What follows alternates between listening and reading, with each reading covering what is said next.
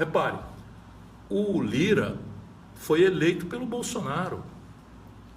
O Lira é a representação daquilo que a gente convencionou chamar de centrão, porque a gente gosta de chamar de coisa grave, mas é uma coalizão de picaretas. Tem gente boa, tem gente mais conservadora, e eu tenho profundo respeito pela diversidade do parlamento e até pelo Lira, que é muito hábil, que é muito, enfim.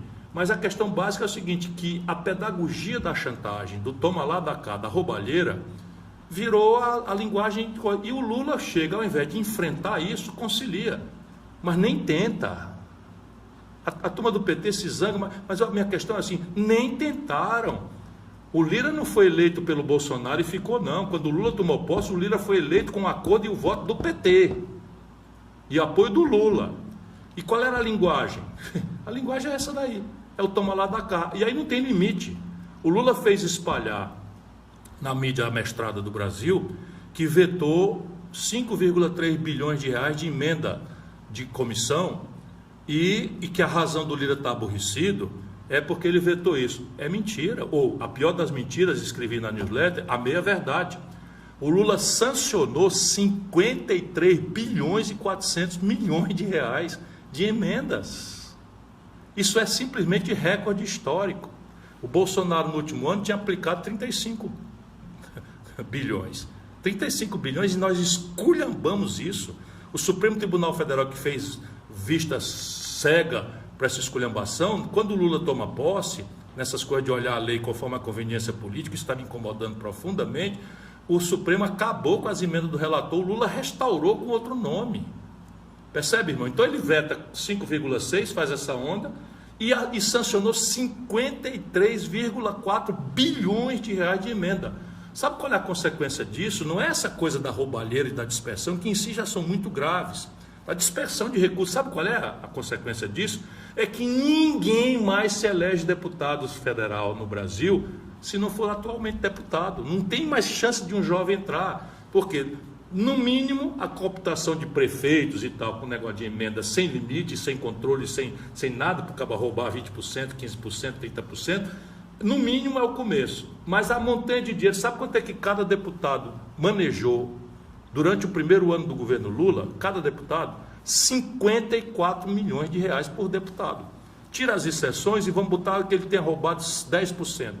Dá 5 milhões e 400 milhões de reais por ano. Só que agora aumentou muito a coisa. Então, repare, é uma distorção, é uma depravação orgânica, e a elite dizendo o que é assim mesmo. Eu estou em pânico, ou não estou em pânico, porque eu virei agora só um crítico, né? Mas você quiser chegar lá para mudar isso, depois do que o Lula está fazendo, vai ficar difícil. Mas tem como mudar. Como? É uma obviedade. A democracia brasileira é uma democracia do século XIX. Ninguém mais no mundo pratica a democracia do século XIX, quando as distâncias eram muito grandes, não existia internet, não existia televisão, não existia comunicação. E aí você então inventou esse sistema de democracia representativa. Você vota num deputado, o deputado pega um navio, vai para o Rio de Janeiro, passa 8 dias na travessia, aí manda um cabograma para o cabo eleitoral dele para receber pelo correio depois de 3 dias, 4 dias e tal, e aí vai se fazer na estrutura representativa. Irmão, isso tudo é lixo modernamente. O mundo inteiro avançou para elementos de democracia direta quando se trata de decisões estratégicas da sociedade. Isso não é assim na China, não, isso é assim nos Estados Unidos. Eu me lembro, garoto, assim, eu fui convidado pelo Departamento de Estado americano, essas coisas de propaganda deles, e eu pedi para assistir. Eu assisti um plebiscito em São Francisco, na Califórnia, em que a proposta era de aumentar o imposto. Eu digo, vai tomar uma surra. E deu 70% sim, para aumentar o imposto, porque lá esse imposto era vinculado ao financiamento da educação.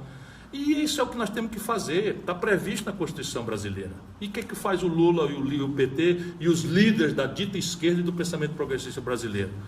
Abandonam o povo no dia seguinte da eleição e passam a jogar o jogo dos barões da gestão da economia, o jogo do orçamento com os picaretas do Congresso e o jogo identitário com essa converseira mole aí, só papo furado em assuntos graves, mas que são de terceira geração na agenda identitária. Isso é o que está acontecendo com o Brasil. E o Lula vai passear por aí. Vai dar merda. Eu estou avisando que vai dar merda. Já está dando.